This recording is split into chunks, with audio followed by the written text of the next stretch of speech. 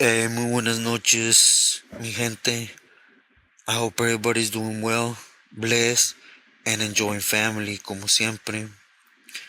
Y Tony, gracias de nuevo for allowing me these minutes to get on your platform, Stories Written by a Current Prisoner, to share my stories. And before I start, I just got done going through your guys' comments, and como siempre, it really moves me, you guys' kind words and you guys' prayers you express towards me. I said it once, twice, and I'll say it again.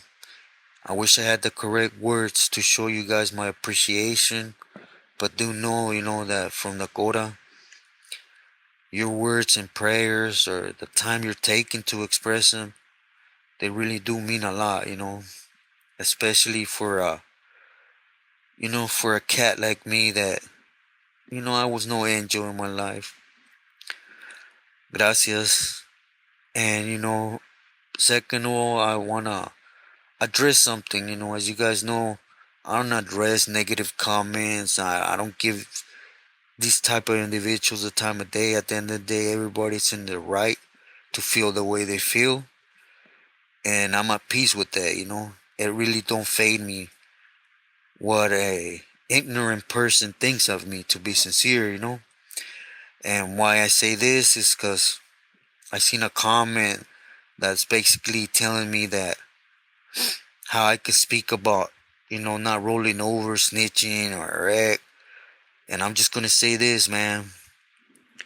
You know, if you think that what I'm doing is snitching or rolling over, then you're wet behind the ears, my boy. I'll just say it like that. You really haven't been nowhere and don't know nothing. Because first and foremost, the things I say, they're documented in California. Second of all, things I speak on different spots and situations, they're in a place where there's no repercussions gonna come of them. But again, if you're gonna teach me about the ropes, mis respetos. I'll just leave it at that, and I don't want to give too much time to this individual. I won't put your name out there because, I just don't want to do that. But, again, it saddens me because by the seams of it, you're raza, and from ignorant raza like yourself that's willing to always abide and get stepped on is why, our gente, sureña, norteña, bulldog, never gets out from underneath these vatos, because there's gente like you willing to uphold what's all bad with these vatos, And I'm not talking about me, man. It could be anybody. You're seeing them doing something positive to help our people get out of that type of life, and you're downplaying it, man. But again, mis respetos to you, and I hope your way of thinking takes you far, my guy. But anyways, I disculpen mi gente. I just thought I addressed this because, it really got me mad for a lot of reasons that I'm not gonna take you guys' time and put on here, But I hope you guys get what I'm trying to say. Okay, to the story at hand, the next two stories I wanna touch up on three individuals, three pilis señores that for a while I've been seeing a lot of different people touch on them, and basically glorify or to a certain extent try to portray these vatos as something different than what they were, So the reason I'm touching up on these three is because I personally was there, seen it, heard it, and I could speak on it because of that. Now again, nobody telling me their stories. It's not hearsay, he said, she said stuff that I'm speaking about, As I stated before, I'm only speaking on what I can speak up because I had some personal interaction with the situation. But okay, mi gente, for the first one, I wanna touch on the Billy, cycle from Santa Monica. Now, I heard a lot of different stories about him. One of them being that he was a strict Billy, that he had it rough getting to where he's at, and you know, which is to me is completely wrong. It's far from the truth. Yeah, I remember it wasn't the thing that made him, but it was the thing that his first mission asked to take care of. Or one of, if not his first. And for that, let me just take you back a while. I was in Ironwood. I was in Ironwood 3 block 8 yard, and in this yard, I had a handball partner. You know, little sneaky from Santa Monica, and you know, we got to like each other, but it wasn't like a camarada level, which meant like politics or what was going on in the yard, or look at that fool, or none of that. It was just like we go out, get a rutina, handball, and go back in the day room, play, dominoes, chess, that type of relationship we had. And I already knew who he was, for the simple fact, as I mentioned before, I had that yard for Terco, so I was aware of those that had some type of importance on the yard. Even if they weren't involved in the politics, I still was aware of those. Basically, that if something happened, there was going to be repercussions from an angle, from another Pili. Now I knew Sneaky was Psycho's primo, you know. Now on the same yard, different block, there was another camarada from Santa Maria, Smiley, which is weird because they were crimies, they were crimies from the streets, and they were in the same yard, that same pinta. And it happens, but you don't see it often. Well, I don't want to get too much in debt about this story, but let me just say this, the reason why Sneaks stuck up with me is because, you know, me personally, I was raised as a sureño, as a sureño should at least think about another sureño, at least when we're busted, man. I understand, down south, it's game banging, neighborhood against neighborhood, which is understandable, but once you're inside, you either fall with the causa or you don't, you keep game banging. So when you're already programming with the camaradas, then, you should always have heart for the camaradas, because that's mainly what you're claiming, right? Now, for us up north, well, at least me growing up, as I mentioned before, I got busted when I was 16, but up until that point, it was carnalismo overall, on the streets. It was mainly we don't hurt each other. It was just something that even though I was in the mix, I always kept an eye out for. Those that had heart righteously for people from our causa. That they weren't expecting something back. Now, why I say this is because at this time, I had already a lot of tattoos. I believe I had my whole right arm, and yeah, I had all my evil stuff, and I had I earned part of my left back arm, well, some, my shoulder and my back arm, and I seen the homie. He had some really good skills making letters. So I went up to him and I told him, "Hey, homie, do me a paro, make me some letras." I want to get like underneath from what I have in the back of my head. I want to get it a big XR, and because in between my shoulders I have a big, Aztec 13, and I wanted the SR to sit on top of the Aztec 13, and in between what I have on the back of my head. So, and I want from the bottom part to my shoulder, I want to get a 707, and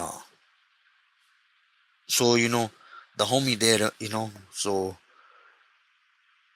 with me it was always that way, a hand always has to scratch the next hand, if one scratches yours, why not scratch theirs, right? So out of love and respect, he did him, I liked him, and I told him straight up, I just got a package, my boy, I'm gonna hook you up, for the bottle. And he straight up said, nah, the way I do things, I do it from the heart. I don't expect nothing. I don't want you to give me nothing. If at the end of the day, if I didn't want to do nothing, I won't do it. And that stuck with me, because of the way I was raised. Because when someone does something just out of heart, without gaining nothing back, it's rare in person. Believe me, it's rare in person. Everybody's after getting something, So I was like, cool, that homie's young, but he has a good mindset, So I always kept him in mind for that reason, man. Even though he wouldn't accept nothing then, I knew in the future we all go through our struggles in prison, because you might not catch a draw one month or X thing, and that's when you could come up, hey, you know what? Here, homie, te voy unas sopas, chanate, X, and well, anyways, I don't want to lose you guys on everything. Now at this time, the first mission that Psycho got sent was to find two bottles that hit a stash spot, excuse me, in in Santa Monica, and they had taken dope, a couple guns, and I guess the bottles that had that spot were uh were under someone, someone else from Santa Monica. I'm pretty sure you guys know who it is, at this time. And now mind you, remember I said this is Psycho's primo. Homeboy staying clean away from politics, being in the mix. Homeboy got up, did his little drawing, went out to yard, got his money, got his workout, mind his business, period. When it was time to get up and go to war, he did what he was supposed to. But here's the kicker, I got a kite one day, It was from a different bottle from Bassett. I'll just say that. I don't want to put his name out there, but he basically got at me and told me, hey, T wants me to tell you that to go ahead and call over there. So I was to go ahead and report to la señora out there, right? So I made that phone call, and next thing you know, he told me, look, so and so and so and so, and I said, yeah, what's up? And then, well, T says that within this time lapse, they're gonna move on him and they're gonna remove him. The orders are to go ahead and take that jugular, I was like, and may I know the reason behind it? And then they told me, basically. I was like, and who's this coming from? So when they told me who it was coming from, I was like, oh hell no. Up until this point, I seen a lot of shady stuff, but it's rare, even amongst carnales, that they target family, and when they told me it was from Psycho, I was like, damn, they're blood cousins. But again, you know, it wasn't my business to get in their business. Yeah, and so out of respect, I felt like I should have done something.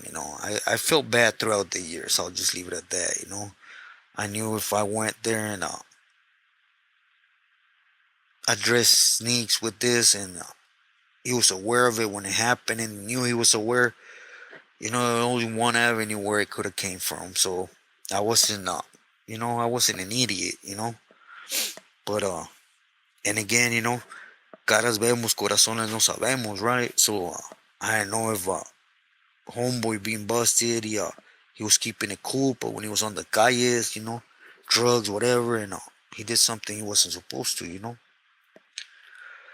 So the time came, and the shooters, it was they put four on the guy.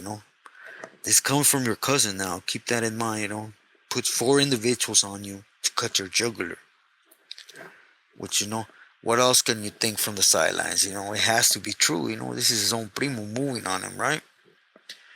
So they hit him. They hit him gacho.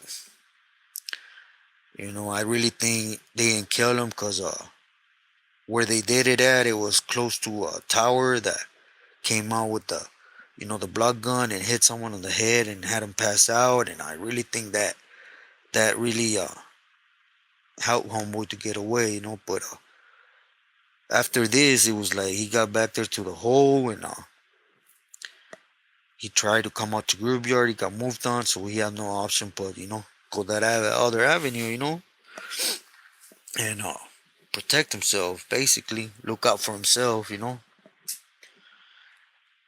Now throughout the years, I always had that little, how do I say it, man? I always had that in my head, how these vatos could have someone move on his own primo, he had to have some foundation, man. And for those that I seen come on here and talk about Psycho this, Psycho that, he's firmes, he's never done a camarada wrong, and, these are 100% facts because I was there, man.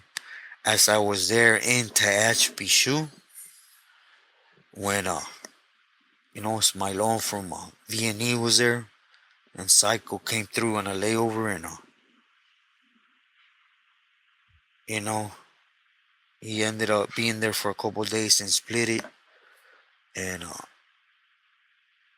Smilon just one day we went to medical. We happened to be at the cages, and we were conversating, and I asked him, just because he was on the other side of the block, and I told him, hey, I heard your hermano so and so from Santa Monica was here for a couple of days, right?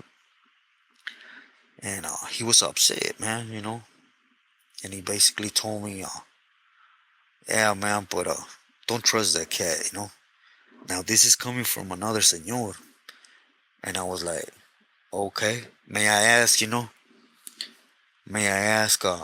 why you state this? I don't mean to question you. I just would like to know the reasons behind it, So he basically started telling me a story, right?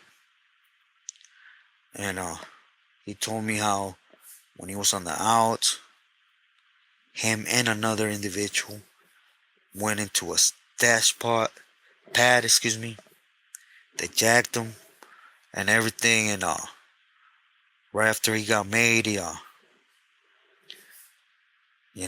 had two younger homies from his neighborhood removed and go piece it up to take, and basically threw the rap on them. So I was like, oh hell no, and I told Smilon, I straight up told him I was outside Ironwood when this happened, and it was the homie Sneaky, and so, and that was his blood primo. I met the homie, and I showed him this is his pattern, this is his pattern.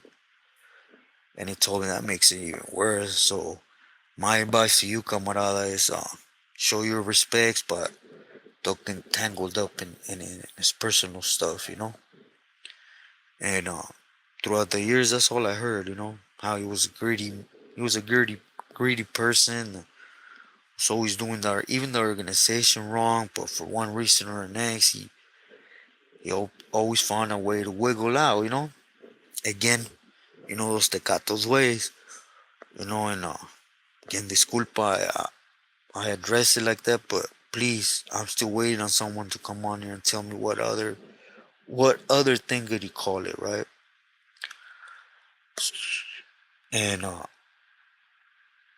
I just think it's something real shady, that he would go to that extent to cover his butt, and being bad enough, you throw two righteous camaradas. We already know they think of camaradas as throwaways, to put them in, have them take the rap for it, but to actually feel he's so much in a corner where he has to throw two camaradas from San Monica to throw his own cousin under the bus, to put that order out there to kill his cousin, knowing damn well that it wasn't him. And again, the reason why I'm addressing this is because seen a lot of stories, I'm not gonna mention Burnu because I don't want none of that, But I seen how it dressed. He was a firme pili. He was always looking out for the gente and this and that. I mean, come on.